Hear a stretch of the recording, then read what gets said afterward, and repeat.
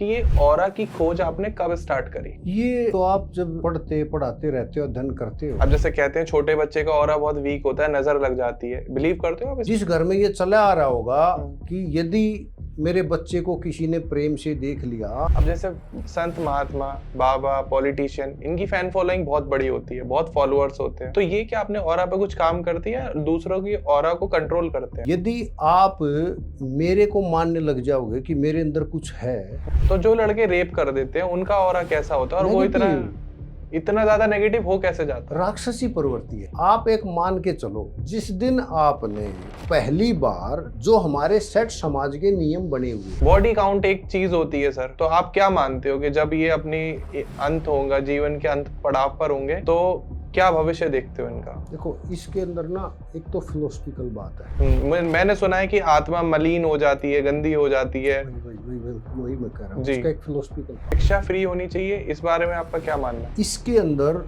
अब शिक्षा फ्री होनी चाहिए, ये बहुत ही कंट्रोवर्शियल इशू है। कि जो नई जनरेशन है, जिसको जेन जी जनरेशन कहते हैं, थोड़ा कम इमोशन वाली है, क्या गलती कर रहे हैं सबसे बड़ी आपके हिसाब? उस जैन जी बनाने में मेरे जैसे शिक्षकों का रोल है। हमने उनको वो भाव पढ़ाने ही बंद कर दिए। वो जो नए बच्चे जो बहुत छोटी उम्र में नशे में और सेक्स में लिप्त हो जाते हैं, उनको क्या मैसेज देना चाहोगे? उनको मैं वही कहूंगा कि उनका ऑरा खराब हो रहा है, उनका जीवन खराब हो रहा है। नमस्कार दोस्तों, स्वागत है आपका एक और नए पॉडकास्ट में। तो ये पॉडकास्ट सभी से अनुरोध है कि पूरा देखना, मिस मत करना और ना ही स्पीड बढ़ाकर देखना, क्योंकि बात हम ऑलरेडी बहुत जल्दी जल्दी करने वाले हैं। तो आज के हम पॉडकास्ट में बात करेंगे ऑरा के ऊपर। ये ऑरा होता क्या है? आपने बहुत सारी वीडियोस देख ली होंगी, ऑलरेडी पॉडकास्ट देखे होंगे कि इसका ऑरा बहुत स्ट्रांग है, इसका ऑरा बहुत पॉजिटिव है। मोदी जी ऑरा पॉजिटिव करने के लिए हिमालय जाते हैं, वहां साधना करते हैं। तो क्या साधना करने से, मेडिटेशन करने से ऑरा पॉजिटिव हो जाता है? सोचा है कभी? या चक्रास को हील करके क्या ऑरा पॉजिटिव हो जाता है, ऑरा स्ट्रांग हो जाता है, ऑरा क्लीन हो जाता है? ये बहुत सारे डाउटफुल क्वेश्चन है। तो आज इस पॉडकास्ट को जो मेरे गेस्ट हैं, डॉक्टर राजेश पुनिया सर। नमस्कार सर, कैसे हैं आप? नमस्कार जी। सर एक फिजिक्स के टीचर हैं और महर्षि दयानंद यूनिवर्सिटी रोहतक में फिजिक्स पढ़ा रहे हैं, लेक्चरार हैं, डीन है, बहुत सारी रिस्पॉन्सिबिलिटी, साइंटिस्ट कह सकता हूं मैं, वो है। तो फिजिक्स के टीचर कहाँ ऑरा से कनेक्ट हो गए, जो स्पिरिचुअलिज्म में पढ़ाया जाता है? तो इस पर भी डिस्कशन होगा। तो प्लीज सभी से रिक्वेस्ट है कि पूरा पॉडकास्ट देखना, बहुत मजा आने वाला है। तो सर सबसे पहले तो स्वागत है आपका हमारे शो में, और पहला क्वेश्चन आपसे यही पूछूंगा कि ये ऑरा की खोज आपने कब स्टार्ट करी? ये तो आप जब पढ़ते पढ़ाते रहते हो, अध्ययन करते हो, तो शुरुआत में मैंने देखा कि जितने भी हिंदू माइथोलॉजी के अंदर हम कोई तस्वीर जब भी लगाते हैं तो किसी देवता की या उसकी लगाते हैं तो उसके पीछे एक चक्कर सा दिखाया जाता है। जी। अब ये यहाँ से मेरे अंदर एक चेतना जागृत हुई कि ये जो किसी ने भी कुछ भी लगाया है ना, इसका कोई मीनिंग है। तो वहाँ मुझे पहली बार अपने पिताजी से पूछा कि ये पीछे क्या है, तो उन्होंने कहा इनका ओरा होता है। तो जो देवता होते हैं ना, उनका ओरा होता है और उनका बड़ा पॉजिटिव ओरा होता है। तो पहले ये मेरे पिताजी की तरफ से आया कि ओरा कोई चीज़ है। इसके बाद मैंने एक बुक पढ़ी, वो बुक थी फ्रीक्वेंसीज पर रिलेटेड। ठीक है। तो उस बुक में यार कि हर एक इंसान से ना कुछ फ्रीक्वेंसी जो होता है वो जनरेट होती है। तो यहाँ से शुरुआत हुई। और जब मैं फिजिक्स का स्टूडेंट हूँ, तो फिजिक्स का स्टूडेंट होने के नाते जब मैं अपने बच्चों को मैंने कुछ टाइम कोचिंग दी, तो जब वो डीप में उसमें पढ़ते थे, तो हमारा बड़ा सिंपल है कि हर एक जब भी कोई इलेक्ट्रिकल करंट कहीं से किसी सर्किट में जाता है तो उसके अराउंड एक मैग्नेटिक फील्ड जनरेट होता है। ठीक है। ये फिजिक्स का कंसेप्ट है। फिर यदि वही इलेक्ट्रिकल सिग्नल को यदि हम किसी एंटीना के थ्रू पास कर दें तो उससे रेडिएशन, इलेक्ट्रोमैग्नेटिक रेडिएशन जनरेट होता है। जी। तो आपने अब जब अपने शरीर को देखोगे ना, कितनी अद्भुत मशीन ये बनी हुई है कि जब आप रनिंग करते हो तो रनिंग करते वक्त आपको हीट महसूस होती है और आपको स्वेटिंग आती है। वो जी। क्यों होती है? वो भी फिजिक्स का सिंपल नियम है, क्योंकि शरीर चल रहा है पूरे नर्वस सिस्टम में करंट फ्लो करने से। ये करंट रुक गया तो हम रुक गए। बिल्कुल। तो वो जो करंट है, जब हमें ज़्यादा एनर्जी की ज़रूरत है, इट मीन्स करंट ज़्यादा चाहिए। तो फिजिक्स का सिंपल सिद्धांत है हीट का कि जब भी किसी वायर के अंदर से करंट फ्लो करेगा तो हीट भी जनरेट होगी। और हीट का फार्मूला सिंपल है I²RT। सभी को नॉर्मल जो जिन्होंने 10वीं तक भी साइंस पढ़ी है उसको पता है। I करंट है, R रेजिस्टेंस है, T टाइम है। तो जब हमें ज़्यादा एनर्जी की ज़रूरत है, जब रनिंग करते हैं, कम टाइम में। तो हमें आई बढ़ेगा, करंट बढ़ेगा, और वो आई स्क्वायर है, इट मीन्स हीट बढ़ेगी। तो हमारा शरीर कितना खूबसूरत बना हुआ है, जब वो हीट बढ़ेगी तो टेम्परेचर कम करने के लिए हमारा फिर शरीर से क्या स्टार्ट हो जाएगा, स्वेटिंग स्टार्ट हो जाएगी। तो स्वेटिंग क्या करेगी, स्वेटिंग से इवेपोरेशन क्या करता है, कूलिंग कॉज करता है, तो हमारा बॉडी का टेम्परेचर मेंटेन रहता है। ठीक है। ऐसे ही जब मैं बहुत छोटा था तो मेरे गांव में रहता था, तो गांव में जब मैं जाता तो कुछ एक गली में कुत्ते होते थे, डॉग्स थे बहुत सारे, और आज के दिन सुप्रीम कोर्ट में भी बड़ी बहस हो रही है इस पे। तो मैं इसमें सुप्रीम कोर्ट के साथ हूँ कि जो गली के कुत्ते हैं ना, उनका इलाज करना चाहिए। यदि कोई आदमी ज्यादा उसको कुत्ते से प्रेम करता है, उसको अपने घर में पाले, सही बात, या बाहर उसको रोटी ना डाले, उससे बहुत सारी डेथ होती है। तो मैं डरता था उन कुत्तों से।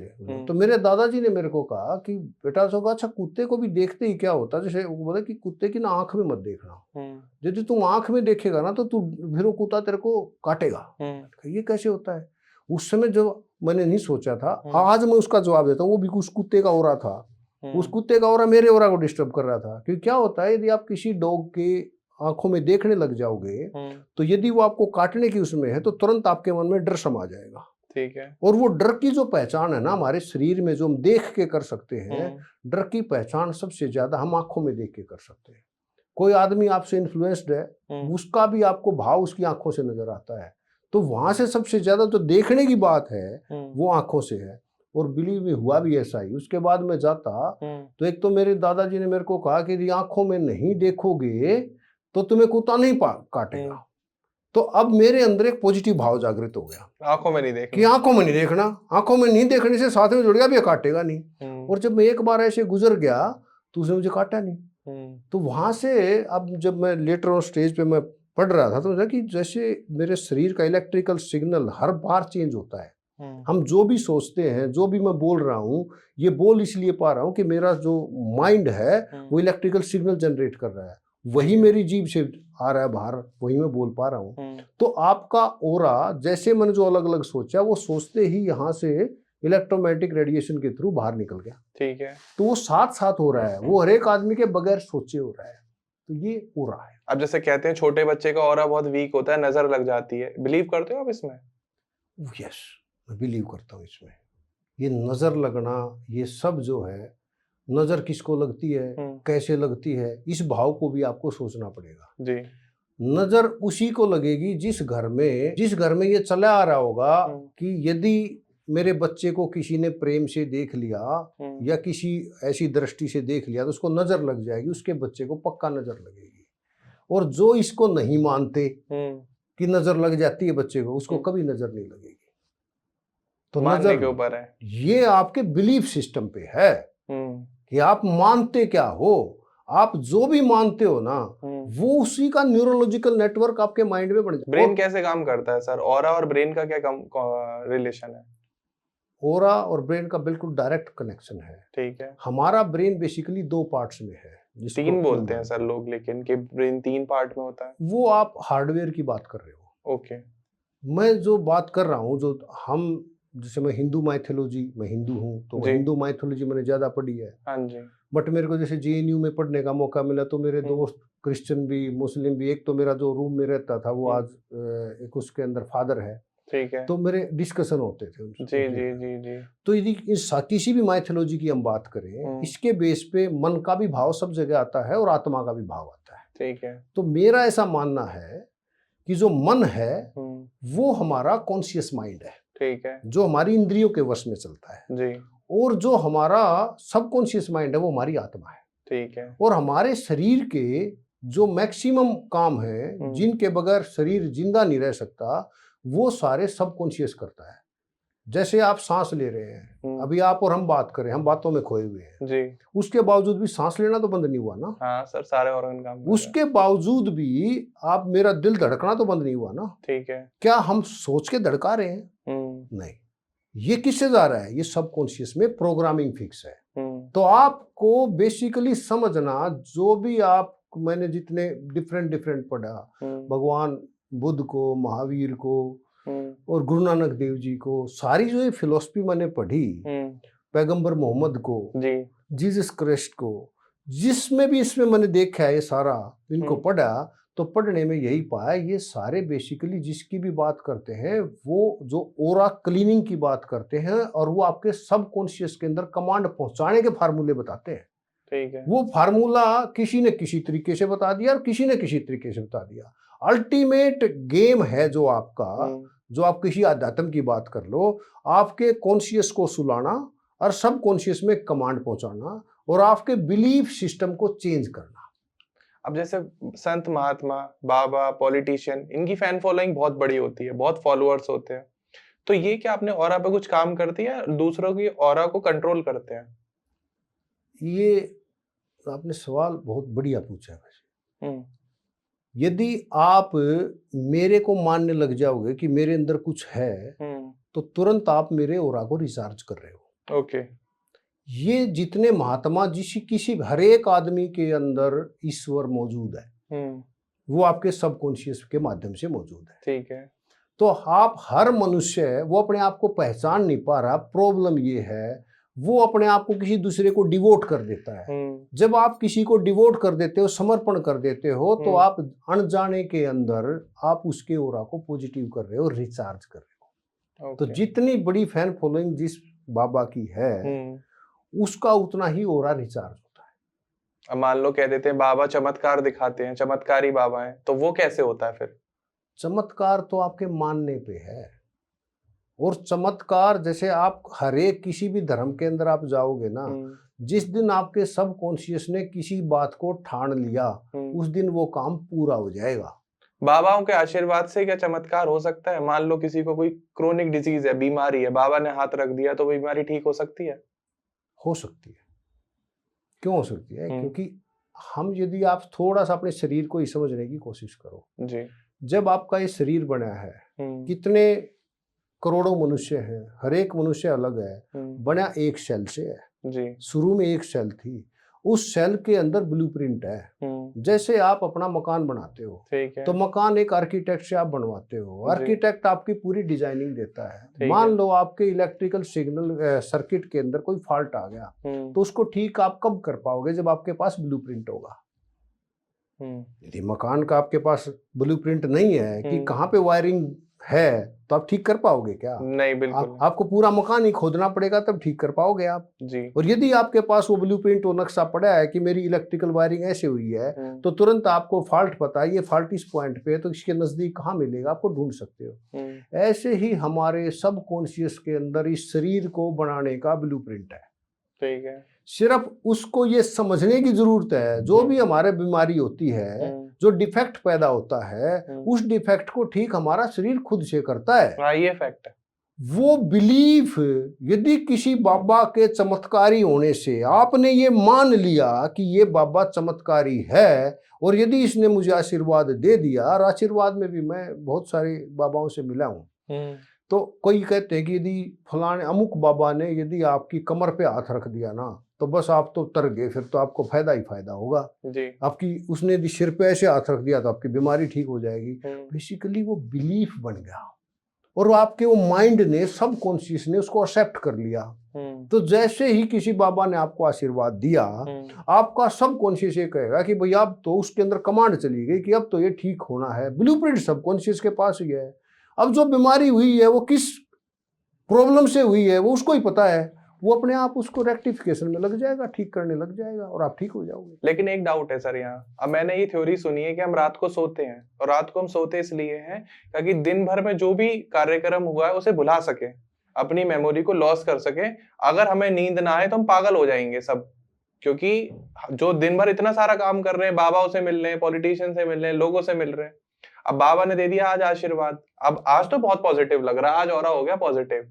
अब हम सो गए रात को, अगले दिन उठे थोड़ा पॉजिटिव, फिर तीसरे दिन उठे और थोड़ा पॉजिटिव। तो ये पॉजिटिवनेस आपके हिसाब से कब तक काम करेगी? जब तक आप सोचोगे।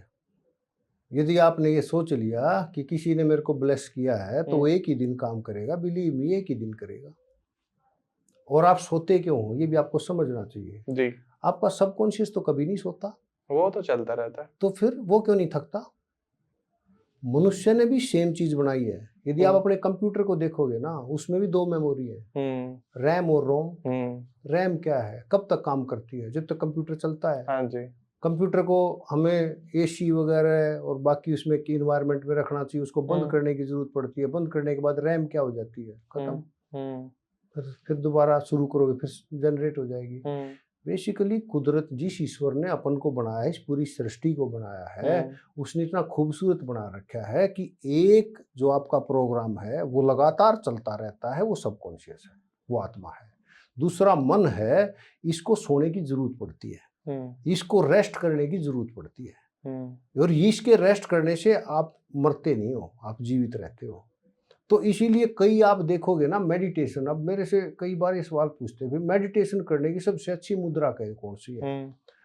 अब पहले तो हमारे संत महात्मा, जिसको सो कॉल्ड हम कहते हैं, वो अपने को इतनी कठिन मुद्राएं बता देते हैं कि भैया बिल्कुल रीढ़ ऐसे सीधी रखना, ये रखना।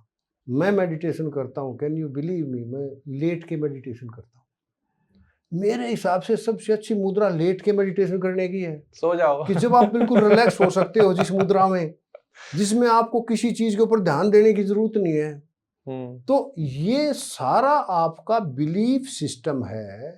आपके घर में एक बना दिया किसी ने कि आप घर के अंदर जूते पहन के नहीं जाओगे। आप ये मान लो, जिस घर ने ये बना रखा है ना, घर में जूते पहन के नहीं जाओगे। और यदि उस घर में कोई जूते पहन के चला जाए तो उस घर के आदमियों को टेंशन होनी स्टार्ट हो जाती है कि कुछ नुकसान होगा, कुछ अनिष्ट होगा, क्योंकि मेरे घर में आज कोई जूते पहन के आ गया। मान लो होगा। अच्छा, ऑरा डिस्टर्ब है या नेगेटिव है, ये कैसे पता करें? अगर किसी को सेल्फ असिस्ट करना है कि भाई मेरा ऑरा पॉजिटिव है या नेगेटिव है, मैं कैसे पता करूं? ये तो बहुत इजी है पता करना कि आपका ऑरा पॉजिटिव है या नेगेटिव है। जी देखो, मेरे अकॉर्डिंग जो भी हम ये आज मोदी जी के ऊपर भी कंट्रोवर्सी चल रही है, उन्होंने कहा कि रामायण भी और महाभारत भी ये कहानियां हैं, उन्होंने ये बोल रहा है, तो उसके ऊपर आज कुछ चल रहा है। जो वो कह रहे हैं मैं भी वही मानता हूँ कि ये भी हमारे लिए, हमारे चरित्र निर्माण के लिए बनाई गई कुछ कहानियां हैं। बिल्कुल ठीक है। अब ऐसे ही मैं ये मानता हूँ कि मनुष्य भी होते हैं, राक्षस भी होते हैं और देवता भी होते हैं जी। जिसके अंदर देवीय गुण है उसका ऑरा पॉजिटिव होगा, जिसके अंदर राक्षसी गुण है उसका ऑरा नेगेटिव होगा, और जो न्यूट्रल है वो मनुष्य होगा। ठीक है। अब ये आपको पता करना है, ये सेल्फ असेसमेंट से पता चल जाएगा। कि मान लो मैं आपको जानता ही नहीं जी, और आपको चोट लगी, ठीक है, मेरे को दिखाई दिया, मेरे सामने आपका एक्सीडेंट हुआ, आपको चोट लगी, मैं अपनी गाड़ी ऐसे ही चलाता ले जाऊं, मुझे कोई फर्क नहीं पड़ा, तो मैं मनुष्य हूं, मुझे आपसे कोई फर्क नहीं पड़ा क्योंकि मैं आपको जानता नहीं। जी। और यदि आपको चोट लगी और मैं गाड़ी रोक के आपकी वीडियो बनाने लग जाऊं, आपको उठाने की बजाय मैं उसमें मजा लूं कि इसको कैसे हुआ कैसे हुआ, वो मेरा नेगेटिव हो रहा है, मैं राक्षसी प्रवृत्ति है। और यदि आपको चोट लगते ही मुझे दुख का एहसास हो कि अरे यार इसको चोट लग गई, अब मैं इसको हॉस्पिटल लेके जाऊं, मैं वीडियो ना बनाऊं उसकी, मैं उसको आपको हॉस्पिटल लेके जाऊं, आपकी तीमारदारी करूं बगैर आपको जाने हुए, तो मेरा ऑरा पॉजिटिव है। तो आपको अपने अंदर भाव जागृत करना है कि आप अपने अंदर मनुष्य का भाव जागृत करते हो, देवीय भाव जागृत करते हो या राक्षसी भाव जागृत करते हो। इसको चेंज करा जा सकता है 100%। कैसे? इसको चेंज करने के लिए सिर्फ आपको पहले ये जानना होगा कि आपका आज का भाव क्या है। मान लो किसी को करोड़पति बनना है, तो वो क्या, कैसे ऑरा कैसे बनाए उसको? बहुत इजी है, ये भी हमारा सबकॉन्शियस करता है। आप एक चीज आपने अपने जीवन में सोची होगी जी, आप कभी कोई काम करने की सोचते हो, ठीक है, आपने वो काम सोचा, जिस दिन सोचा, यदि सोचते ही आपके मन में नेगेटिव भाव आया, आप अभी इमेजिन करो कि आपने अपने पीछे पीछे क्या क्या सोचा जी, जिस काम में सोचते ही नेगेटिव भाव आया वो आपका काम पूरा नहीं होता। ठीक है। और जो कोई काम आपने सोचा और उसमें कोई नेगेटिव भाव नहीं आया और आप उस काम पे लग गए, आपको उस काम को करने के लिए जिन जिन संसाधनों की जरूरत है वैसे ही लोग, वैसे ही संसाधन अपने आप प्राप्त होने स्टार्ट हो जाते हैं। यदि आपके अंदर नेगेटिव भाव तुरंत नहीं आता है तो इसीलिए हमारे जो हमारे परिवेश में इस एरिया में क्या कहते हैं, एक बड़ी आपके घर में भी होगी, आप कोई अच्छा आइडिया करते हो या आप घर से बाहर जा रहे हो किसी शुभ काम के लिए, यदि आपको कोई टोक देता है तो टोकते ही आप ये कहते हो टोक दिया, अब ये काम नहीं होगा। वो है ऑरा नेगेटिव होता उस टोकने से, क्योंकि आपने अपने मन में बिलीफ सिस्टम में बना रखा है कि भैया यदि मेरी बिल्ली रास्ता काट गई तो पक्का मेरा काम खराब होगा। मेरा भरोसा करो, जब से मैंने खुद से ये रियलाइजेशन हुआ है, जब बिल्ली रास्ता काटती है मुझे कभी कुछ नहीं हुआ, मुझे भी नहीं हुआ और ना मुझे कभी होगा। क्यों? मैंने साइंटिफिकली सोचना शुरू किया अब इसको करेक्टिव मेजर्स क्या है।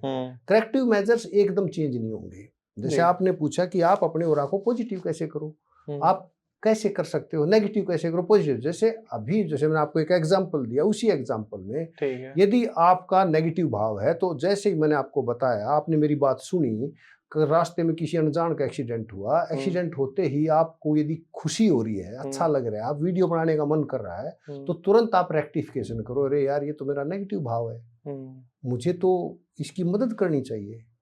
जिस दिन आपके मन में पहली बार ये चीज स्टार्ट होगी आनी ना, उसी दिन से आपका ऑरा बदलना स्टार्ट हो जाएगा। ठीक है, एक लड़की आती है आपके पास जो 17-18 साल की है, जिसका गैंग रेप हुआ है ब्रूटली, अब उसका ऑरा कैसा होगा और उसको पॉजिटिव कैसे करेंगे आप? वो लड़की तो बेसिकली बुरी तरह डरी हुई है, उसके साथ बहुत बुरा हुआ है। अब ऑरा बनता कैसे, पहले थोड़ा सा आपको ये समझना होगा। जी बिल्कुल। ऑरा बनाने का जो मेन काम है वो हमारे, जिसको हम संस्कार कहते हैं, हमारा परिवेश होता है पहला। ठीक है।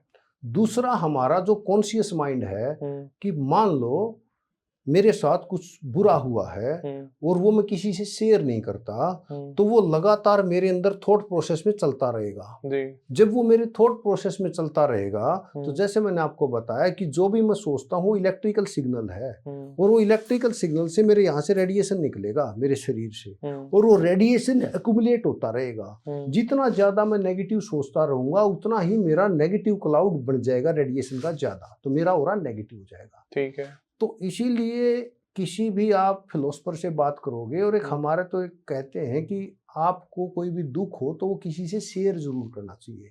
जैसे ही आप किसी से शेयर करते हो तो आपका नेगेटिव सर्कल, बार बार सोचने का जो सर्कल है, क्योंकि वो क्या, आपने कोई नेगेटिव बात बताई, सामने वाला आपको इतना ही कह दे, अरे ना कुछ ना है यार, ये हो जाएगा ठीक, इसमें क्या है, वो कहते ही आपका बार बार वो नेगेटिव सोचना बंद हो जाएगा। आपको ये सहारा मिलना लग जाएगा कि उस आदमी ने मेरे को कहा था कोई प्रॉब्लम नहीं है, ठीक हो जाएगी, चाहे वो आदमी आपकी प्रॉब्लम सोल्व ना कर पाए। इसीलिए साइकोलॉजी के अंदर एक थ्योरी है, इस थ्योरी में ये कहते हैं कि यदि कोई आदमी किसी समस्या के लिए आपके पास आता है और यदि सामने वाले आदमी ने उसकी समस्या सुन ली, सिर्फ पूरे ध्यान से सुन ली, वो 70% तक उसकी समस्या का समाधान भी हो जाता है और वो आदमी सेटिस्फाई हो जाता है। ओके, एक क्वेश्चन है सर बीच में, कहते हैं ब्रह्मचर्य रहने से ऑरा स्ट्रांग होता है, आप बिलीव करते हैं इस बात में? बड़ा हार्ड सवाल आपने पूछा। मैं पहली बात मैं मानता हूं कि आपको ब्रह्मचारी होना चाहिए। मैंने खुद अखंड ब्रह्मचर्य का पालन किया है। क्या बात है सर। अपने BSc तक मैं अखंड ब्रह्मचारी रहा हूं, और ब्रह्मचर्य आपको स्ट्रेंथ तो देता है।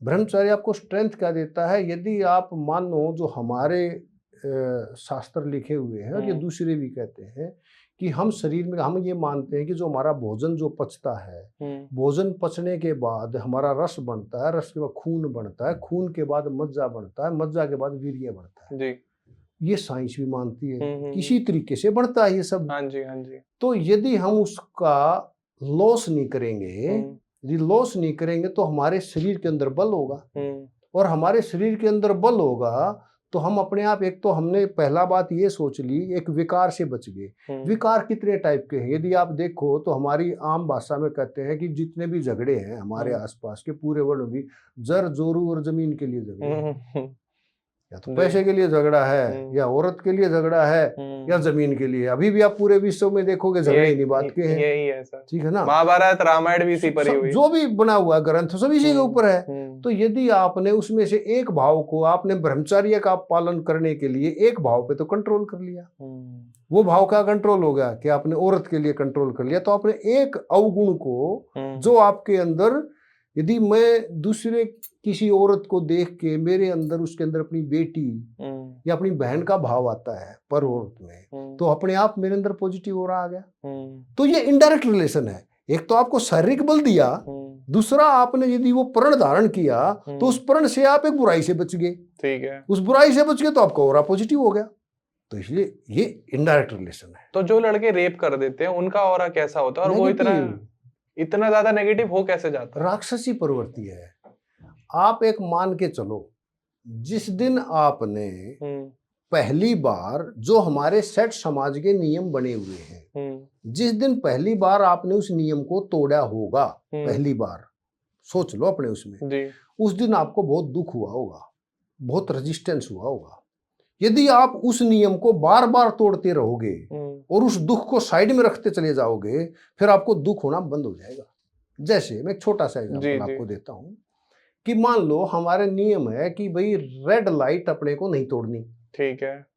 हम जब पहली बार रेड लाइट तोड़ेंगे, चाहे कोई ना देखता हो, जब हमें बताई गई है, तो हमें पहली बार थोड़ा दुख सा होगा।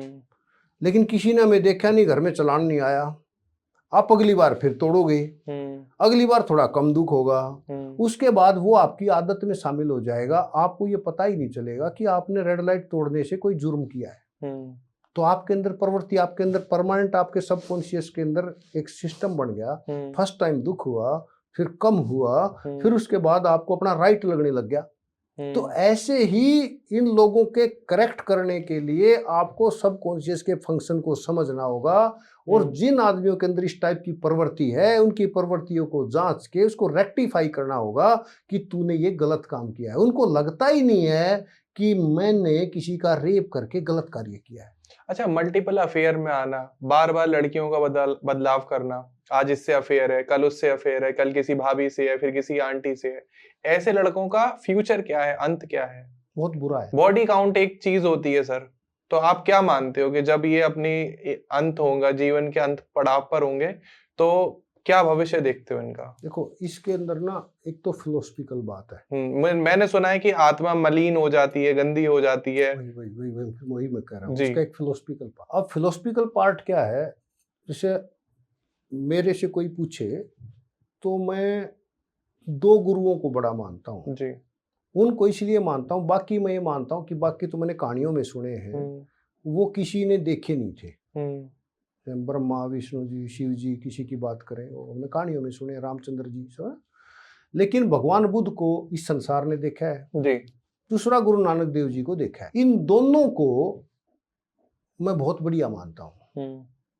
बुद्ध जी के लिए आप भगवान बुद्ध की फिलोसफी को पढ़ोगे तो कहते वो जो बुद्ध बने हैं वो उनका पहला जन्म नहीं था। मैं एक थ्योरी अपने स्टूडेंट्स को भी देता हूँ, वो है कर्मा थ्योरी जी। और आप जैसे कर्म करोगे आपको वैसा ही फल मिले। और मेरा मानना ये है कि एक आदमी एक समय में बहुत सारे बच्चे पैदा होते हैं, ठीक है। कौन सा बच्चा किस घर में पैदा होगा वो उसके पिछले जन्म के कर्म तय करते हैं, ठीक है। तो वो आपके संचित कर्म आगे जाते जाएंगे, और यदि आपने बुरे कर्म करे हैं इस जीवन में भी, कुछ का तो आप इसी बार भोग लोगे, जो इस बार नहीं भोग पाए वो आप कैरी फॉरवर्ड हो जाएगा और वो अगले जन्म में आप होगे। इसीलिए आप देखोगे कायदे से यदि इस दिमाग को आप देखो तो सभी का उतने ही ग्राम का दिमाग है ऑलमोस्ट। तो डॉक्टर साहब, आपकी थ्योरी में नर्क स्वर्ग भी आता है? मैं इस बात को कतई नहीं मानता कि जैसे पीछे मैंने एक पढ़ा, एक बाबा ने कहा कि यदि आप कुछ बुरा करोगे ना तो आपकी आत्मा को लोहे के उसमें रख के जलाया जाएगा, तड़ाया जाएगा। ये गलत है। 72 हो रहे का कुछ नहीं, कोई बेहतर कुछ नहीं, मैं नहीं मानता। ना नहीं तो मिलती ना कुछ नहीं मिलता। ये एक बात सोच के देखो, फिलोसफी क्या है, किसी भी फिलोसफी को आप देखो, फिलोसफी है आत्मा की जी। आत्मा के बारे में क्या कहा जाता है? अजर अमर है, ना कोई इसको काट सकता, ना छेद सकता, ना गला सकता, ना जला सकता जी। जब उस एक तरफ तो आप ये कहते हो, दूसरी तरफ जैसे हिंदू माइथोलॉजी में कह देते हैं कि भाई उस आत्मा को फिर ना कढ़ाई में तड़ा जाएगा, नरक में ले जाके। अरे काहे को तड़ोगे भैया, मरने के बाद शरीर तो यहाँ है। वो क्या है, वो कढ़ाया अगले जन्म में मिलेगा आपको। आपने जो कर्म किए ना इस जन्म में, वो अगले जन्म में होंगे। ऐसे यदि आप मर गए, कहाँ की उरे भैया, किसकी उरे? आप इस जन्म में तो आप बात करते हो, जैसे किसी भी, आप मुस्लिम धर्म की बात करो, मुस्लिम धर्म भी इस मामले में यदि आप उसके सही उससे पढ़ोगे तो वो किस परिवेश में शुरू हुआ था, उस परिवेश के कारण वैसी चीजें थी। वहां पे भी यदि आप पर स्त्री गमन को बहुत बुरा माना जाता है, पत्थर मार के मार देते हैं। आप इस जन्म में तो पत्थर मार के मार देते हो और मरने के बाद आप कहते हो कि 72 हूरों का वो होगा, तो ये कॉन्ट्राडिक्टरी बातें हैं। तो हमारा काम ये है, मनुष्य का पढ़ाई का भी कार्य ये है कि आप जागृत हो, आपको ये जागृति मिले कि इन ग्रंथों के अंदर भी एक जगह कुछ लिखा हुआ है, किसी भी धर्म ग्रंथ की बात करें, दूसरी जगह कुछ कॉन्ट्राडिक्ट, ये भी मनुष्यों के लिखे हुए हैं। आप जैसे हमारे जैसे विद्वान आदमी, जिस किसी को उनका सबकॉन्शियस माइंड ज्यादा जागृत होगा, उसको जिस ईश्वर ने बनाया उसका ज्यादा पता चल गया, तो उसने उस हिसाब से वो चीजें लिख दी। कब पता चला ईश्वर के बारे में कि ईश्वर होता है आपको? मुझे ऐसा लगता है, जैसे मैं मानता हूं कि बगैर कर्ता के कोई कर्म हो ही नहीं सकता। तो ये इतने बढ़िया हमारे लॉ ऑफ ग्रेविटेशन की भाई एक चीज दूसरी को खींचेगी, कितनी दूर से क्या होगा, ये जो इतना बढ़िया संयमित बनाया है, ये कुर्सी भी बनी है जिसपे हम बैठे हैं, ये माइक भी बना है, किसी ने बनाया है, अपने आप से पैदा नहीं हो सकता। तो इस भाव से साइंस क्या कहती है, साइंस कहती है साइंटिफिक स्टडी हमें करनी है कि कोई हम पहले ऑब्जर्वेशन है, कोई भी लॉ ऑफ ग्रेविटेशन सीधा नहीं आया, रामचंद्र जी ने लिख के नहीं दिया था लॉ ऑफ ग्रेविटेशन कि ये लॉ ऑफ ग्रेविटेशन है, ये फार्मूला है इसका, नहीं, वो पहली बार उस न्यूटन से पहले ही बहुत सारे लोगों ने देखा था, तब भी जो सेब गिरता था नीचे ही तो गिरता था, सही बात है, तो कंसिस्टेंटली गिर रहा था। एक आदमी जागृत हुआ, वो जागृत हुआ, उसके मन में भाव आया ये नीचे क्यों गिरा भैया, ऊपर क्यों नहीं गया। फिर डिफरेंट एक्सपेरिमेंट किए गए, अलग अलग लोगों ने किए, उससे कोई उन जो कंसिस्टेंट ऑब्जर्वेशन है उनसे एक फार्मूला निकला, वो लॉ ऑफ ग्रेविटेशन बन गया वहां पे। तो इसलिए कोई बनाने वाला तो है। अभी आप लेटेस्ट जो बात करते हो, बहुत पहले बहुत सारी चीजों को मना करते थे। आपने आइंस्टीन का नाम भी सुना होगा जी। आइंस्टीन अभी पिछले दिनों गलत साबित हुए हैं, नोबेल प्राइज उस बात पे आया है। आइंस्टीन ने बहुत अच्छा एक फार्मूला दिया जिसको हम कहते हैं कि एनर्जी जो है वो मास में कन्वर्ट हो सकती है और मास एनर्जी में हो सकता है, जो एटम बम बनता है जिसको हम कहते हैं E=mc²। अब इस फार्मूले से क्या है कि मेरा पूरा मास एनर्जी में कन्वर्ट हो सकता है, नहीं हो सकता, हो सकता है, हो सकता है। इस फार्मूले को यदि आप देखें, और ये वाकई में होता है कि जैसे हमारा सन के ऊपर है, न्यूक्लियर फ्यूजन हो रहा है, हाइड्रोजन मिलके हीलियम बना रहे हैं, हीलियम बढ़ने से कुछ मास कम हो जाता है और उस मास से एनर्जी बन जाती है, मास कन्वर्ट हो रहा है, ये हमने देखा है, लैब में देखा है। तो कन्वर्ट हो सकता है मास एनर्जी में, एनर्जी मास। लेकिन आइंस्टीन तब क्या कहते थे जी? आज के दिन जो थ्योरी है, जो क्वांटम की बात करते हो, जब हम क्वांटम वर्ल्ड में जाते हैं, क्वांटम का मतलब जिसको हम अपनी आंखों से नहीं देख पा रहे, वो बहुत छोटे लेवल की चीजें हैं। जब क्वांटम वर्ल्ड में जाते हो, ये नॉर्मल लॉ बदल जाते हैं, ये काम नहीं कर पाते पूरा, वहां कुछ और है। क्वांटम ये कहती है मैं इस दीवार के पार भी हो सकता हूं। क्वांटम ये कहती है कोई भी सॉलिड ऑब्जेक्ट नहीं है, वो एक टाइम में वेव की तरह भी काम करता है और वो दूसरे टाइम में पार्टिकल की तरह भी काम करता है।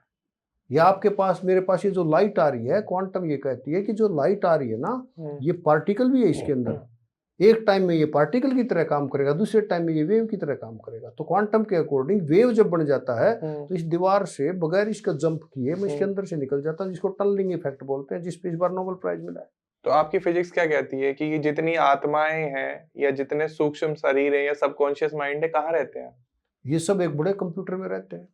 कहाँ है वो बड़ा कंप्यूटर? वो बड़ा कंप्यूटर तो जिस ईश्वर ने इस सृष्टि को बनाया होगा वो कोई है, अभी हम पता नहीं लगा पाए।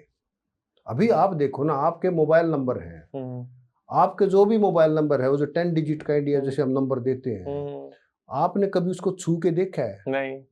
आप अपना सिम आपका गुम हो जाता है, चोरी हो जाता है, जड़ जाता है, कुछ हो जाता है, आप तुरंत कंपनी के पास जाओ, बताओ मेरा नंबर, दूसरा सिम दे देते हैं। और वो नंबर क्या है? वो एक तो वर्चुअल कोड ही तो है, वो किसके अंदर है? कंप्यूटर के अंदर है।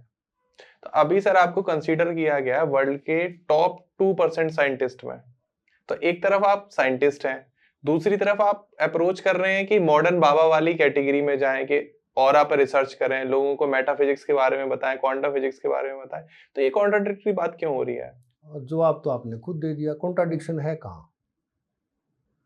जब पहली बार ये चीजें दी गई, जब धरती की भी बात हुई, पहले मानते थे कि धरती फ्लैट है, उसके बाद मानना शुरू किया कि नहीं धरती फ्लैट नहीं गोल है। जिसने गोल बताया उस बेचारे को जला दिया। फिर गैलीलियो ने बताया कि जो धरती है ये सूर्य के चारों तरफ चक्कर लगाती है, उसको नजरबंद कर दिया। अब जब बाद में जाके फिर वो चेंज भी करने पड़े, बाइबल में भी चेंज करने पड़े जी। तो साइंस क्या है? साइंस तो ऑब्जर्वेशन है।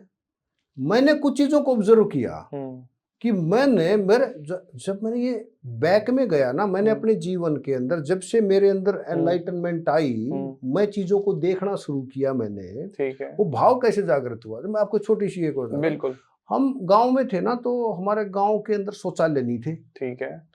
हम बाहर जाते थे शौच करने सुबह सुबह जी। तो मेरी माँ कहती कि भाई तुम ना जो पगडंडी है, पगडंडी पे शौच मत करना, यदि वहां पे तुम निवृत्त होके आओगे तो तुम्हें फुंसी निकल जाएगी। ठीक है। ठीक है जी। मेरी माँ ने ये बात कह दी एंड बिलीव मी, कई बार एक आधे ने किया ना, उसको फुंसी निकली। लेकिन आज मैं उसका जवाब दे सकता हूँ मेरी माँ ने मुझे वो बात क्यों कही। उन्होंने, क्योंकि हमारी जो फिलोसफी है ना, मनुष्यता की फिलोसफी है, हम दूसरे के दुख दर्द को अपना दुख दर्द मानते हैं। मेरी माँ ने इसलिए कही, लाइट तो होती नहीं थी, मैं उस रास्ते में कराया, कोई बेचारा अंधेरे में आएगा, उसका पैर उस पे गिरेगा, गाली देगा तो उसको बुरा होगा उसके साथ। गाली देगा तो बाद का सवाल है, पहले तो हम भाव ये देखते हैं कि उसका गलत ना हो। लेकिन मेरी माँ ने और मेरे दोस्तों की माँओं ने कह के हमारे दिमाग में सब कॉन्शियस में फिट कर दिया कि भैया ऐसा हुआ तो होगा तेरे साथ। वो फुंसी निकल जाती थी। लेकिन उस फुंसी का वैसे कोई लॉजिक नहीं है। यदि मैं ऐसा काम करके आऊँ ना, आज मुझे फुंसी नहीं निकलेगी, क्योंकि अब मैं जागृत हो गया हूँ। अब मुझे पता चल गया कि मेरी माँ ने मुझे क्यों कहा था। लेकिन कई बार हमारे ऐसे बिलीफ सिस्टम सेट कर दिए जाते हैं कि जब भी हम उससे डेविएट होने की कोशिश करते हैं हमारे साथ बुरा हो जाता है। चलो, तो इस पे एक क्वेश्चन बनता है सर। मान लो आपको 3 बुक दी जा रही है जीवन जीने के लिए आगे, कि इनके हिसाब से, इनके सिद्धांतों के हिसाब से जीवन जीना है। पहली गीता, दूसरी कुरान, तीसरी बाइबल, तो बेस्ट किसको मानोगे आप? तीनों। आप जिसको ही मानते हो, जिस भी फिलोसफी मानते हो, आप उसको मानो।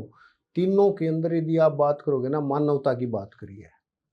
तीनों के अंदर आपको ये कोशिश की गई है कि आप कोई नशा ना करो, ऐसा कार्य ना करो। तो क्यों हो रही है वर्ल्ड वॉर? क्यों आतंकवादी आते हैं देश में? क्यों हमला करके चले जाते हैं? क्यों हो गया लाल किला के सामने बम ब्लास्ट? हमारे जैसे चालाक लोग अपना राज्य स्थापित रखने के लिए हम ऐसे काम करते हैं। हमारे अंदर राक्षसी गुण बढ़ गए हैं, हमारे अंदर अहंकार बढ़ गया है, हमारे अंदर ज्यादा पैसा लेने की ख्वाहिश बढ़ गई है, ज्यादा पावर की ख्वाहिश बढ़ गई है। तो जो पूरे संसार में आज के दिन राक्षसी गुण हावी हैं।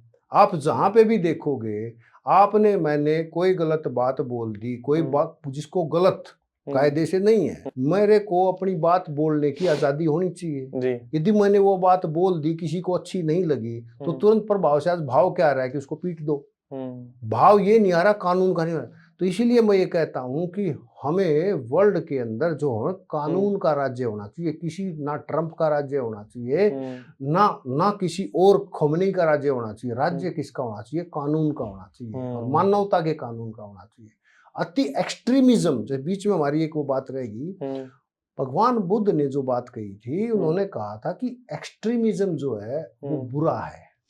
भगवान बुद्ध ने भूखे रह के भी तपस्या करी, सारी की, तो उनको लास्ट में आया कि जो ये भूखे रह के अपने शरीर को सुखा के करते हैं, उससे भी ज्ञान की प्राप्ति नहीं होती। और यदि आप गुरु नानक देव जी की फिलोसफी देखोगे ना, गुरु नानक देव जी ऐसे संत हुए हैं कि जिनके फॉलोअर हिंदू भी थे और मुसलमान भी बराबर थे।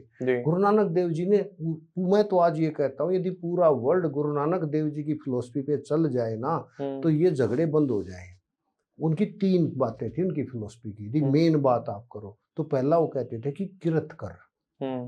किरत कर का मतलब क्या है? कीर्तन कर ना, तो कार्य करो। अच्छा, वो कहते थे कार्य करो। तो वो जो हम ये कमंडल उठा के बाबा घूमते हैं या जोड़ा लेके फकीर घूमते हैं, वो इनके खिलाफ थे। ठीक है। वो ये कहते थे चाहे कोई फकीर है, चाहे कोई बाबा है, उसको अपनी आजीविका चलाने के लिए खुद कमाना है, कार्य करो भैया। दूसरा वो कहते थे नाम जप। ठीक है। इसमें कहते थे कीर्तन कर। नाम किसका जप? नाम जप बड़ा डिटेल था। आपका कार्य करते हुए नाम जपना है। मतलब वो गृहस्थ बाबा थे। ठीक है। आपको बाबा बनने के लिए ये जरूरी नहीं है कि आप शादी ना करो। आपको ज्ञान प्राप्त करने के लिए जरूरी नहीं है कि आप शादी ना करो। आप, क्योंकि ईश्वर ने, जिसने हमें बनाया है, उसने आदमी औरत दोनों को बनाया है, और उसने दोनों को इसलिए बनाया कि संसार आगे बढ़े और वो पॉजिटिव वे से बढ़े।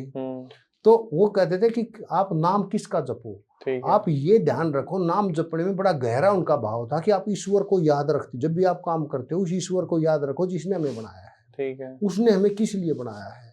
उसने हमें विनाश करने के लिए नहीं बनाया, उसने हमें आगे संरचना करने के लिए बनाया है, प्रोग्रेस करने के लिए बनाया है। वो करो। दूसरा उन्होंने ये कहा।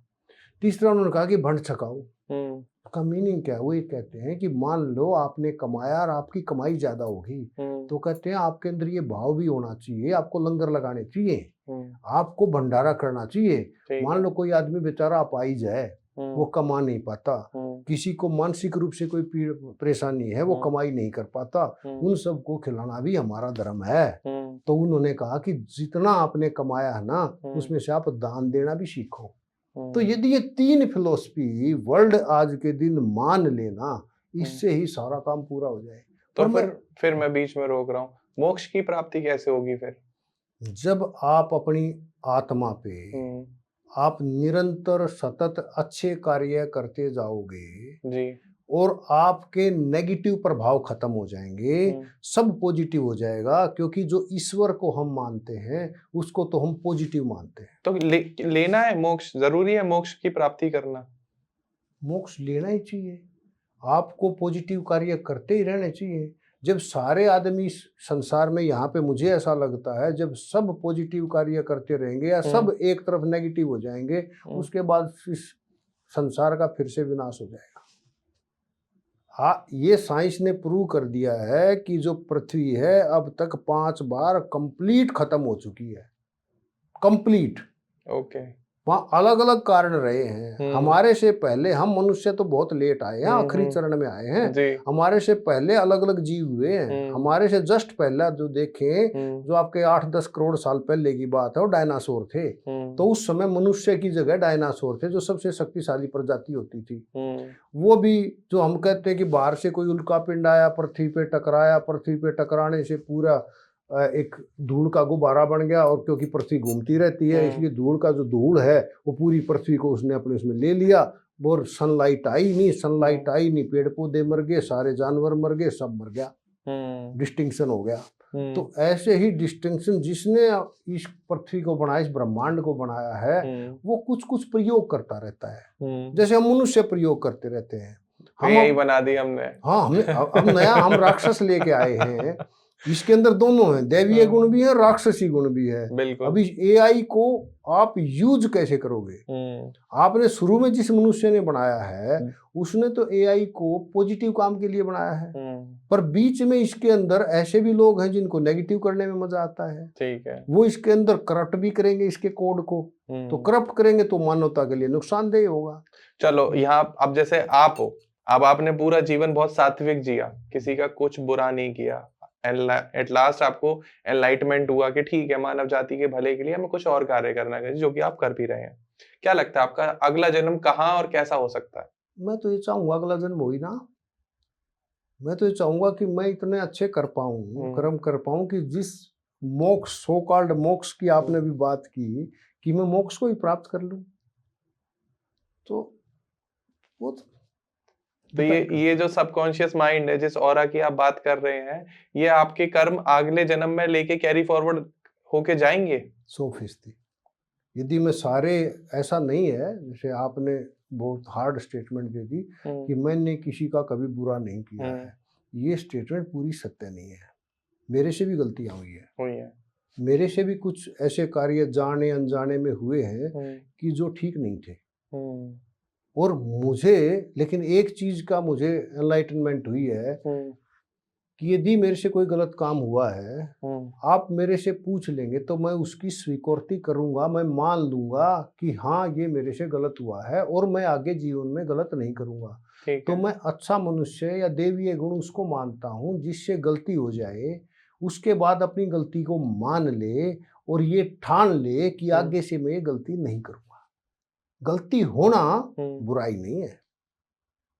अच्छा, तरीका क्या है? जैसे अब हम वापस ऑरा पर आते हैं, टॉपिक पर। मान लो बच्चे हैं, स्टूडेंट हैं, जो पढ़ाई में अच्छे नहीं है, तो पढ़ाई में अच्छे ना होना का ऑरा से कोई रिलेशन है? देखो, पढ़ाई में अच्छे नहीं है। अब पहली बात तो ना, हमने अपना एक सिस्टम ऐसा डेवलप कर दिया, हम्म। हम ये मानते हैं कि जो पढ़ाई में अच्छा है वही अच्छा मनुष्य है। हम्म। पढ़ाई में अच्छे होने से ना होने से कुछ ज्यादा फर्क नहीं पड़ता। सबसे ज्यादा फर्क पड़ता है कि अच्छा मनुष्य होना। आपने कई बार देखा होगा क्लास में हम्म। कि कुछ बच्चे होते हैं जो टॉपर रहते हैं, हम्म। बाद में वो बेचारे कुछ इतना कर नहीं पाते, हम्म।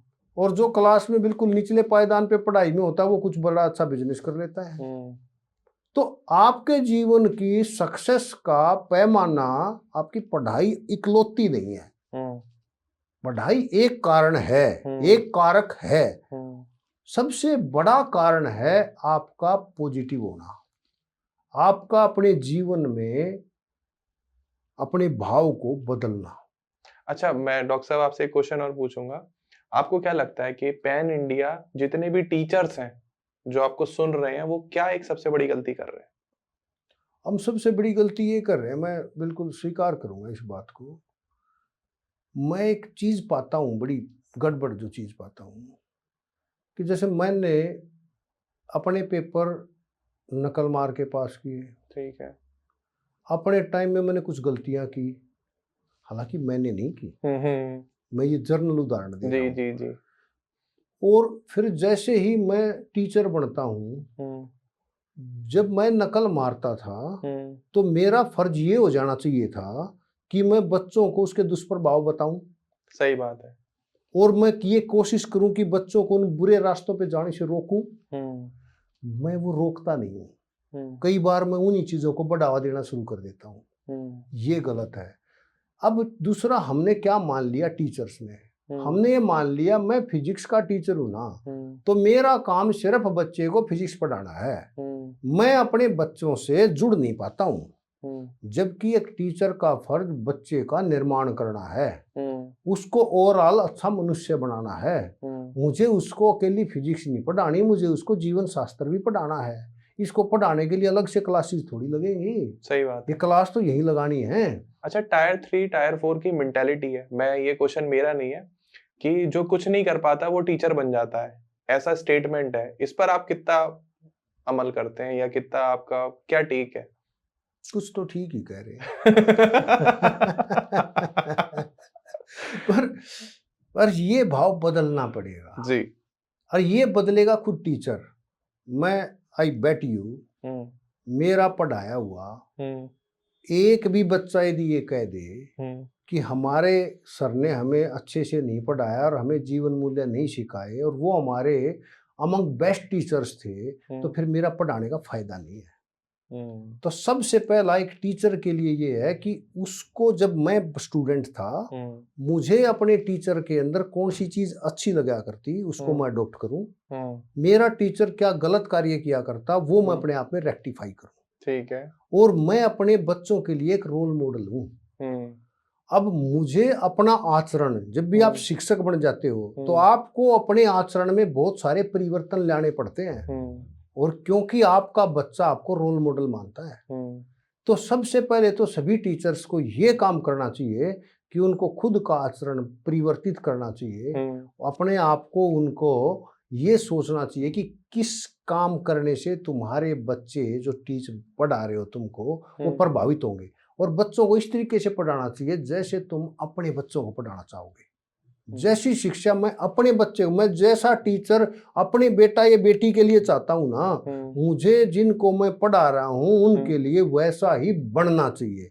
यदि आपने जिस दिन ये धार लिया, उस दिन हमारी शिक्षा व्यवस्था भी बदल जाएगी। शिक्षा फ्री होनी चाहिए, इस बारे में आपका क्या मानना है? देखो, इसके अंदर अब शिक्षा फ्री होनी चाहिए, ये बहुत ही कंट्रोवर्शियल इशू है, पर मेरा मानना ये है कि इसमें एक मॉडल जरूर लेना चाहिए। जी। मैंने अपने पॉडकास्ट में इसके ऊपर पूरा मॉडल 1 घंटे का बताया हुआ है कि शिक्षा जो इंटेलेक्चुअल है, जो बच्चा, ऐसा नहीं होना चाहिए, जो इसके अंदर मेरी जो टैगलाइन रहती है कि ऐसी शिक्षा ऐसी होनी चाहिए कि कोई भी बच्चा पैसे के अभाव में शिक्षा से वंचित ना रहने। हमें ऐसी पॉलिसी बनानी चाहिए हमारे पॉलिसी मेकर्स को कि शिक्षा के अभाव, पैसे के अभाव में कोई बच्चा शिक्षा से वंचित ना रहे। शिक्षा फ्री करो ना करो, उसके लिए मॉडल ऐसा बनाओ। उसमें बहुत सारे एक मॉडल मैंने पूरा दिया है, वो यदि आज की जो नई जनरेशन है, जिसको जेन जी जनरेशन कहते हैं, थोड़ा कम इमोशन वाली है, क्या गलती कर रहे हैं सबसे बड़ी आपके हिसाब से? उस जेन जी बनाने में मेरे जैसे शिक्षकों का रोल है। हमने उनको वो भाव पढ़ाने ही बंद कर दिए। जो आपने पहला सवाल पूछा था बहुत रेलिवेंट है। आज के दिन हमने अपने देश से लगाव करना बंद कर दिया। हमारा सबसे पहले उसका पृथ्वी से लगाव बंद हो गया, मानवता से लगाव बंद हो गया। आपको एक बच्चे को एक अच्छा मनुष्य बनाना चाहिए। ये हम शिक्षकों को उस जेन जी को ठीक डायरेक्शन में ले जाने के लिए उसका दायित्व सबसे ज्यादा शिक्षकों पे है। तो हमें अपना कर्म अच्छे से करना चाहिए। भारत की शिक्षा प्रणाली और विदेशों की शिक्षा प्रणाली में आप क्या बड़ा अंतर देखते हो? अब प्रॉब्लम ये है कि भारत की पॉपुलेशन के हिसाब से आज तक जितनी भी गवर्नमेंट मैंने देखा, देखो अब प्रॉब्लम क्या है, मैं आज किसी के अंदर दोष जब निकाल पा रहा हूँ जब किसी ने कार्य किया है जी, मैं उनके कार्य को तो अप्रिशिएट कर रहा हूँ, क्योंकि कोई भी गवर्नमेंट जो भी कार्य करती है वो अपने हिसाब से बेस्ट करने की कोशिश करती है।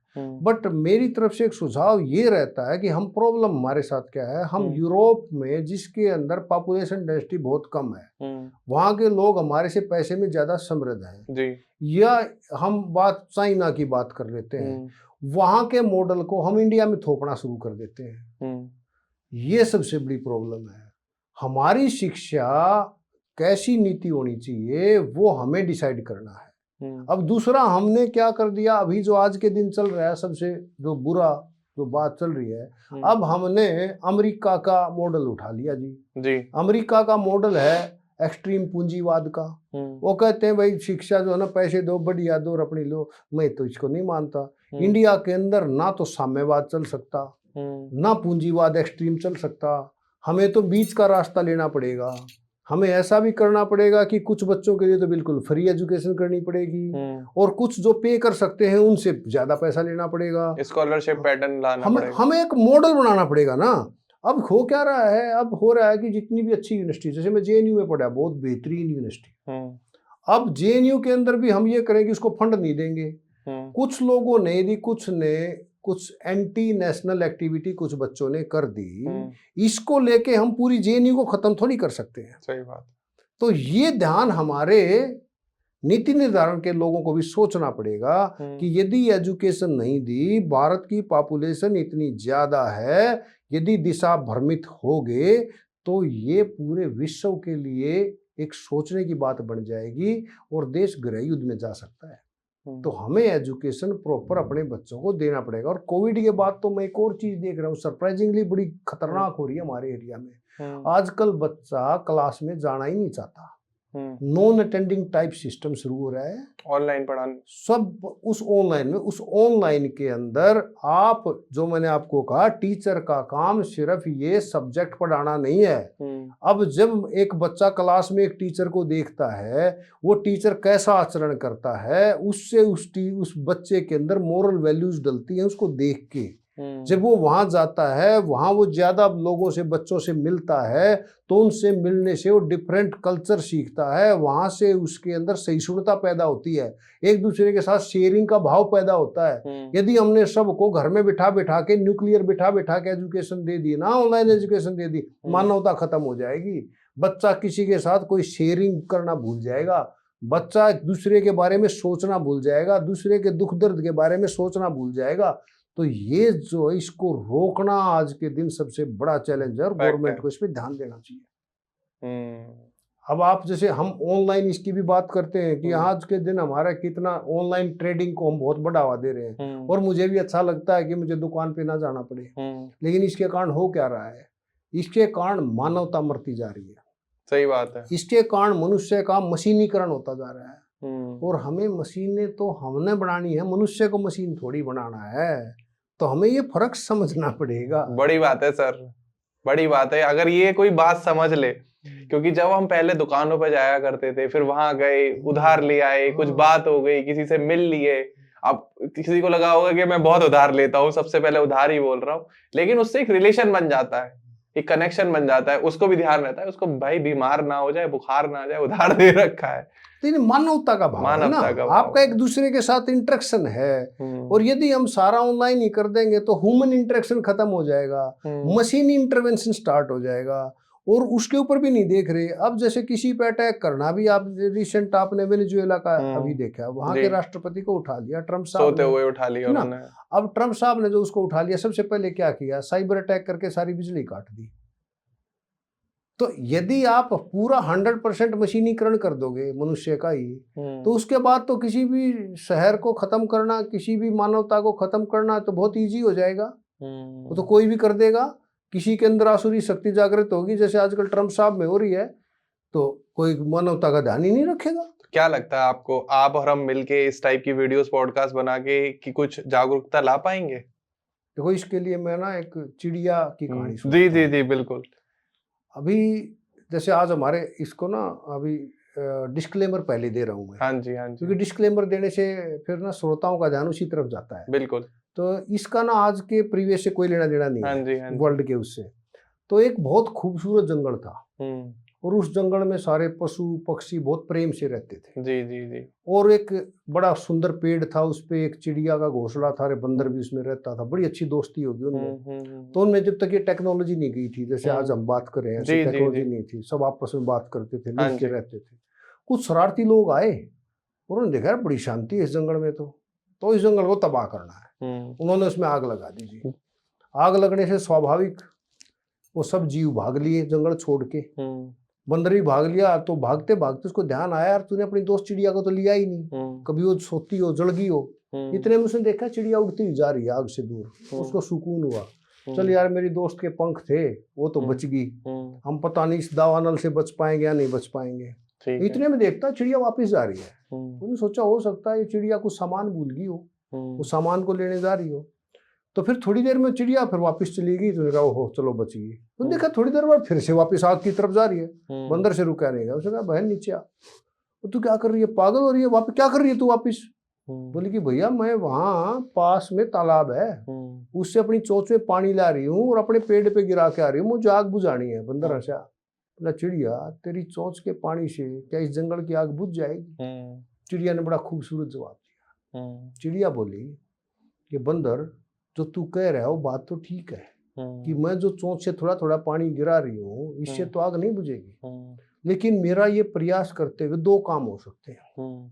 पहला, तुम सब के अंदर चेतना जागृत हो कि जिस खूबसूरत जंगल में हम रहे, यहाँ के फल खाए, यहाँ के वातावरण में हम फले फूले, आज इसमें आग लग रही है तो हम भागने की बजाय पानी लाके इस पे डाल लें। तो जिस दिन हाथी घोड़े जिराफ तुम सब मिलके पानी डालोगे तो मुझे कतई संशय नहीं है कि ये आग ना बुझे। दूसरा, यदि तुम्हारे अंदर मैं चेतना जागृत करने में सफल नहीं होती हूँ, ठीक है, तो मैं आग पे पानी डालती रहूंगी और डालते डालते मैं जल के मर जाऊंगी। लेकिन जिस दिन जंगल की आग का इतिहास लिखा जाएगा, तुम सारे भगोड़े घोषित होगे और मैं शहीद कहलाऊंगी। तो आप और हम जो आज बात कर रहे हैं, हम चिड़िया हैं। जब कोई बात ही करना शुरू नहीं करेगा किसी विषय पे, तो सुधार की बात कैसे होगी? अब प्रॉब्लम क्या हो रही है, सारे जो मैं देख रहा हूँ आपकी जेन जी में, जेन जी प्रॉब्लम्स डिस्कस करता है जी, पर जेन जी के पास सॉल्यूशन नहीं है।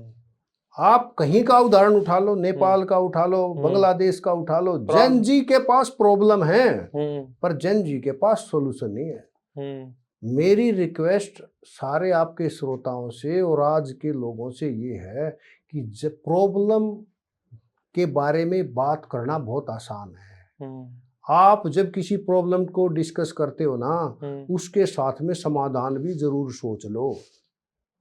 यदि आप समाधान नहीं दे रहे, सिर्फ प्रॉब्लम बता रहे हो, तो आप भी उतने ही दोषी हो। मान लो आज आपको एजुकेशन मिनिस्टर बना दिया जाए, तो आप क्या बड़ा बदलाव करेंगे? मैं तो जो मैंने आपको कहा, मैं तो यही करूंगा कि कोई भी बच्चा देश का गरीबी के कारण बिना एजुकेशन के ना रहे। ठीक है। पॉलिसी में परिवर्तन इस तरीके से किया जाएगा कि ताकि जो पे कर सके, जैसे मैं अपनी बात करूं, मेरी पत्नी और मैं दोनों प्रोफेसर हैं जी, हमारी सैलरी ठीक ठाक है, तो मेरा बच्चा फ्री में क्यों पढ़े? ये भाव जागृत मेरे अंदर भी होना चाहिए। सही बात है। मेरी बेटी बिट्स में पढ़ रही है तो वो वहां पे 10-11 लाख फीस दे रही है और मैं इजीली अफोर्ड कर रहा हूँ।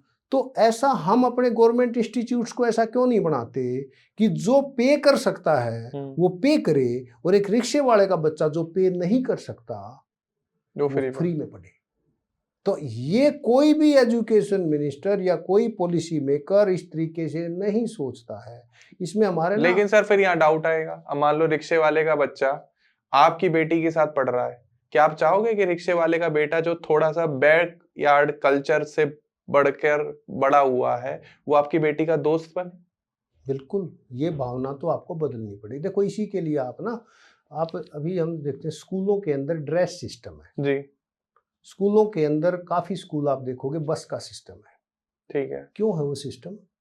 वो ड्रेस आपको इसलिए पहनाई जाती है ताकि अमीर गरीब का भेदभाव ना हो। इसीलिए स्कूलों में ये फ्रीडम नहीं दी जाती कि आप अपनी मर्जी से कुछ भी पहन के आ जाओ। तो उसमें क्या होगा, अमीर का बच्चा बहुत वैसे पहन के आएगा और गरीब का बच्चा, तो इसलिए कॉमन ड्रेस की जाती है। वो तो क्योंकि आज आप और आपने जो सवाल पूछा उसका जवाब एक पॉडकास्ट में तो पूरा नहीं हो सकता। बिल्कुल सर। मैंने एक मूल भावना बताई आपको कि मूल भावना क्या होनी चाहिए एजुकेशन की। एजुकेशन की मूल भावना ये होनी चाहिए कि बगैर पैसे कोई बगैर एजुकेशन ना रहे। Although you belongs from a Jat family, अगर वो कल आपकी बेटी कहती है कि पापा मुझे शादी करनी है इस लड़के से, मुझे बहुत पसंद है, फिर क्या आप डिसीजन लोगे? कि मैं I will go by my daughter's choice. मैं जाति में विश्वास नहीं करता हूँ। ईश्वर ने जहाँ जाति बनानी थी, हमारे काफी जीव ऐसे हैं, आपको पता है, जिनके अंदर जाति है। Do you know? No. Yes. हमारे सबसे बड़े मधुमक्खी जो आप बात करते हो ना, मधुमक्खी के अंदर 3 जातियां हैं। एक होती है रानी मक्खी, दूसरी होती है वर्कर बी और तीसरे होते हैं ड्रोन। जो रानी मक्खी होती है उसका काम सिर्फ बच्चे पैदा करना, वो कोई काम नहीं करती। उसको सबसे अच्छा नेक्टर लाके खिलाया जाता है। और जो वर्कर बी हैं वो बांझ मादाएं होती हैं, उनका काम ही काम करना है, शहद इकट्ठा करना, सारा शहद इकट्ठा, रक्षा करना, सफाई करना, सारा उनका काम वही है। और जो ड्रोन है ना, उस ड्रोन का काम सिर्फ रानी के साथ मीटिंग करना, बाकी कुछ नहीं करता। तो जहां ऐसे ही बहुत सारे एग्जाम्पल हैं। मोल रेट है, दीमक आपका इसी का एग्जाम्पल है। ऐसी बहुत सारी जीव हैं जिनके अंदर कुदरत ने जाति बना रखी है। तो जाति और धर्म तो मनुष्य ने खुद चूज कर रखा है, ईश्वर का बनाया हुआ नहीं है, ये हमारा बनाया हुआ है। और हमें अब होता क्या है, अब मेरे से ना आपसे पहले एक पॉडकास्ट कर रहा था, उन्होंने बड़ा अच्छा सवाल पूछा था इसी पे। तो उन्होंने पूछा फिर ये जो हम शादियां करते हैं, ये जाति या एक धर्म में क्यों आप एडवाइस करते हैं, काफी बुद्धिमान लोग, कि एक ही जाति या धर्म में करनी चाहिए? उसका कारण कुछ और है। उसका कारण ये है कि हम जब शादी करते हैं, कि मान लो जैसे मैं अपना ये एग्जांपल देता हूँ कि मैंने किसी मुस्लिम लड़की से शादी कर ली, ठीक है, या किसी क्रिश्चियन से शादी कर ली। अब मुसलमान, मेरे जिस परिवेश में मैं रहा हूँ, मैं बीड़ी, सिगरेट, अंडा, दारू में कभी हाथ नहीं लगाया आज तक, ठीक है, मैं नहीं लेता। मेरे परिवेश में उसको बहुत बुरा मानते हैं, मैं नहीं पिया। अब वो लड़की जो आएगी, वो उनके घर के अंदर तो मांस खाना अलाउड है। अब जब वो, मेरा तो बिलीफ सिस्टम वैसा बना हुआ है, उसका बिलीफ सिस्टम दूसरा बना हुआ है, उसके रीति रिवाज दूसरे हैं, मेरे दूसरे हैं, तो मैचिंग करने में प्रॉब्लम हो जाती है जी। इसीलिए ये अच्छा माना जाता है कि बच्चा यदि अपनी जाति या अपने धर्म के अंदर शादी कर लेता है तो उसका जो बिलीफ सिस्टम है वो मैच हो जाता है और ओरा इजीली मैच हो जाता है जी। ये इस पे भी मैंने भी सर पूरा पॉडकास्ट किया था। तो जो मेरे गेस्ट थे वो बता रहे थे कि हर जगह की बायोलॉजिकल और जियोलॉजिकल कंडीशन अलग होती हैं। अब मान लो कोई आदमी रशिया में रह रहा है जहाँ बहुत ठंड है, तो शराब तो पिएगा ही ना, जिंदा कैसे बचेगा? Yes yes yes yes. अभी प्रॉब्लम यही है जो आपने कहा ना, आप क्या खाओगे ये तय मैं नहीं कर सकता। मैंने ये नहीं कहा कि मांस खाना बुरा है। क्या मैंने कहा? नहीं सर, मैंने कहा कि मैं जहाँ पैदा हुआ वहां बुरा माना जाता है। कोई मांस खाता है, बिलीव में, मुझे कोई दिक्कत नहीं है। मैं सर उसी बात पर आ रहा था। आपने पहले ही क्लैरिफाई कर दिया। नहीं है, मुझे दिक्कत नहीं है। कोई क्या खाता है यार, क्या पीता है। चलो सर, फिर एक कंडीशन, मान लो आपको प्राइम मिनिस्टर बना दिया जाए, अब देश कैसे चलाओगे आप? सबसे पहले तो कानून का राज होगा, उस राजेश पुनिया का राज नहीं होगा। तो सर कानून का ही राज है? कौन कहता है नरेंद्र मोदी जी का राज है? आज यदि किसी से भी आप बात करोगे ना, आप किसी से भी पूछ लो, कोई ये भी नहीं कहेगा कि भाजपा की सरकार है, मोदी जी की सरकार है। आपको ये भाव ही बदलना होगा। मोदी जी से भी मैं यही रिक्वेस्ट करना चाहूंगा। आप क्या बदलाव करोगे? चलो कानून का सर राज है, कानून प्रणाली में क्या चेंजेस करोगे? पहला चेंज बताओ आप। जितने अलग अलग फंक्शनिंग है अलग अलग बॉडीज को, वो इंडिपेंडेंट होंगी, ठीक है, वो अपना काम खुद से करें। और मुझे तो जो सबसे पहला जो चेंज करने को यदि मुझे मौका मिले ना, मैं तो एजुकेशन प्रणाली को ही बदलूं। मैं ये इंश्योर करना सबसे जरूरी है कि हम बगैर पैसे के, कोई बच्चा जिसके पास पैसा नहीं है वो एजुकेशन से महरूम ना रहे। दूसरा, जो हम ये फ्री में अनाज देते हैं ना, या कांग्रेस के टाइम में जैसे मनरेगा चलाई थी, मनरेगा का मनमोहन सिंह जी ने बहुत अच्छा फार्मूला दिया था जी। मेरा परिवार कांग्रेसी नहीं रहा, हमारे एरिया के अंदर बीजेपी हम एंटी कांग्रेस रहे, लेकिन जब मैं पढ़ता हूँ इन सारी चीजों को एज फिलोसफर, मेरा फर्ज ये नहीं बनता कि मैं कोई चीज झूठ बोलूं, मुझे सच को मानना चाहिए। ठीक है। तो मनमोहन सिंह जी ने जो मनरेगा जिस नीयत से बनाई थी ना, वो नीयत बहुत अच्छी थी, बट हमने इम्प्लीमेंट गलत कर दी जी। अब जैसे मोदी जी अनाज फ्री में दे रहे हैं, अनाज देना अच्छी बात है, गरीब को देना हो तो गुरु नानक देव जी कहते हैं दे दो, लेकिन फ्री में देना गलत है। आप कुछ कार्य करवा के अनाज दे दो। यदि हमने किसी को भी फ्री में कोई चीज दे दी ना, उसको उसकी कीमत नहीं रहेगी, उसको अपना वो राइट मान के काम करना बंद कर देगा। फैक्ट है। उस जब खाली दिमाग शैतान का घर होता है, फिर वो छोटे मोटे लालचों में पड़ेगा, फिर वो चोरी चकारी में पड़ेगा। पहले तो हमने उसको फ्री में देके उसकी सेल्फ रिस्पेक्ट खत्म कर दी। अब ये हो गया कि भाई वो तो बगैर किसी दूसरे पे आश्रित है। अभी यदि मैं कमा के कुछ चीज लेता हूं तो एक अलग ही कॉन्फिडेंस आता है, भैया मैंने अपनी कमाई का लिया है। उसको आप कोई ऐसा तरीका बनाओ, जैसे मनरेगा का एक तरीका है कि वो ऐसा तरीका बनाओ कि आप जितना उसको जितने पैसे का अनाज देते हो उतने रुपए उसके फिक्स कर दो, पर उसके साथ जोड़ दो कि तुझे इतना काम करना पड़ेगा। ठीक है, आपको वर्क करना पड़ेगा। तो यदि आप काम नहीं करवाओगे तो देश के हालात बहुत खराब हो जाएंगे। कार्य, आपका पहला ही रूल है कार्य कर, गुरु नानक देव जी का, मैं तो उनको फॉलो कर रहा हूँ। सर एक और कंडीशन, मान लो आप आज के गुरु नानक हो, आज के मॉडर्न संत हो, आज के बुद्ध हो, आज के मुरारी बापू हो, जो जिसको लोग बहुत फॉलो करते हैं, तो क्या संदेश देना चाहोगे आप मानवता को? मैं तो वही गुरु नानक देव जी वाले दूंगा। नहीं चाहिए सर, उसके बगैर तो काम ही नहीं चलेगा। कुछ नया फ्रेश जैन जी जनरेशन के लिए, वो उनको समझ में आ गया। जैन जी के लिए तो मैंने आपको दिया वही है कि आप कोई भी प्रॉब्लम डिस्कस करते हो ना, सॉल्यूशन, उसका सॉल्यूशन दो। बगैर सॉल्यूशन दिए आप प्रॉब्लम आपको डिस्कस नहीं करनी चाहिए। आपके को दूसरे को क्रिटिसाइज करना बहुत आसान है। आप मेरे अंदर कितनी कमियां निकाल लो, पर वो उन कमियों का निवारण भी पहले वो देखो कि आपके अंदर तो नहीं है वो कमियां। यदि आपके अंदर भी वही कमियां जो मेरे अंदर कमियां हैं, तो आप मेरी कमी डिस्कस नहीं कर सकते। ऑब्वियस है। पहले आप अपनी कमियों को रेक्टिफाई करो, तब आप मेरे से डिस्कस करो। वो जो नए बच्चे जो बहुत छोटी उम्र में नशे में और सेक्स में लिप्त हो जाते हैं, उनको क्या मैसेज देना चाहोगे? उनको मैं वही कहूंगा कि उनका ऑरा खराब हो रहा है, उनका जीवन खराब हो रहा है। ये नशा जो भी हम करते हैं, ये आपने इस पे रिसर्च है कि बच्चे को पहली बार में ही, कई बार हमारे आस पास के परिवेश के, जब मैं नशा करता हूं तो मेरी कोशिश रहेगी मैं अपने जैसे लोग बढ़ा लूं। इसके अंदर एक वो कहानी है ना कि एक गांव के अंदर एक आदमी काम कर रहा था, उसकी आंखें फूट गई, अंधा हो गया जी। अब वो था समझदार, हाँ जी, उन्हें सोचा सब मजाक उड़ाएंगे, क्या करूं। तो गांव में गया, उसने जाके गांव में कहना शुरू किया, मेरे को तो ईश्वर के दर्शन हो गए, अब मुझे तो बस सब कुछ परमात्मा मिल गया, प्राप्ति होगी। लोगों ने पूछा तुझे कैसे हुआ? बोला उसकी ईश्वर ने कंडीशन दी थी, आया था। बोला क्या कंडीशन? बोला तू मुझे देख जब पाएगा, इन आंखों से नहीं देख सकता, उसके लिए मैं तुझे दूसरी आंखें दूंगा। तुम सब नहीं देख पा रहे, पर मैं ईश्वर को देख पा रहा हूँ, पूरा गांव अंधा कर दिया।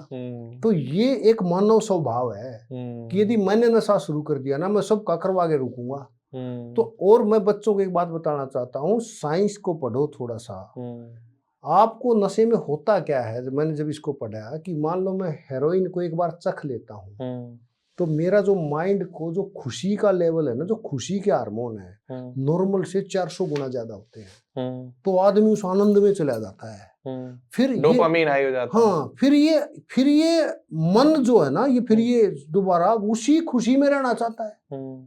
तो फिर से उसकी डिमांड करता है। उसकी डिमांड के लिए फिर वो आपको बहाने मिल ढूंढने लग जाते हो, क्योंकि वो प्राप्त करना है। वो प्राप्त करने के लिए आप चोरी शुरू करोगे, आप सारे गलत कार्य करोगे, पूरे समाज से कट जाओगे। तो इसका एक बड़ा कारण ये है कि हमारी जो फैमिलीज आज न्यूक्लियर फैमिली हो रही है ना, जहां बच्चे की काउंसलिंग करने वाला कोई नहीं मिल रहा। पेरेंट्स ये सोचते हैं कि सारा काम आया कर ले, मैं अपने बच्चे को खुद ज्ञान कुछ भी ना दूं। तो ये हरेक माता पिता का भी ये फर्ज है कि अपने बच्चे के साथ वो बैठे, अपने बच्चे पे नजर रखे, उसको बगैर पता लगे। क्योंकि आज का जन जी ये भी कहता आप मुझ पे नजर रख रहे थे। तो देखिए माँ बाप का फर्ज है कि वो बच्चे को ये एहसास ना होने दे कि हम नजर रख रहे हैं। जन जी तो ऐसे हैं सर, ये भी बोल देते आप भी तो फोन चलाते हो। हाँ, वो कहते हैं। तो ये जो भाव है ना, तो इसके लिए इसीलिए मैं कहता हूँ जैसे टीचर बनना भी बहुत डिफिकल्ट है। रियलिटी में हम टीचर की नौकरी कर रहे हैं, टीचर नहीं है। टीचर बनने के लिए आपको अपने अंदर बहुत परिवर्तन लाने पड़ेंगे। ठीक है। जब आप टीचर बन पाओ, टीचर का मतलब क्या है, यदि इसका भाव समझो कि किसी को शिक्षा देना। अरे यार, मैं तो खुद से सारे उल्टे काम कर रहा हूँ, शिक्षा काय में दूंगा इसमें। लेकिन मैं तो कितने टीचर्स को देखता हूँ सर, शराब पीते हैं, कोई ऐसा नशा नहीं है जो उन्होंने छोड़ा नहीं है।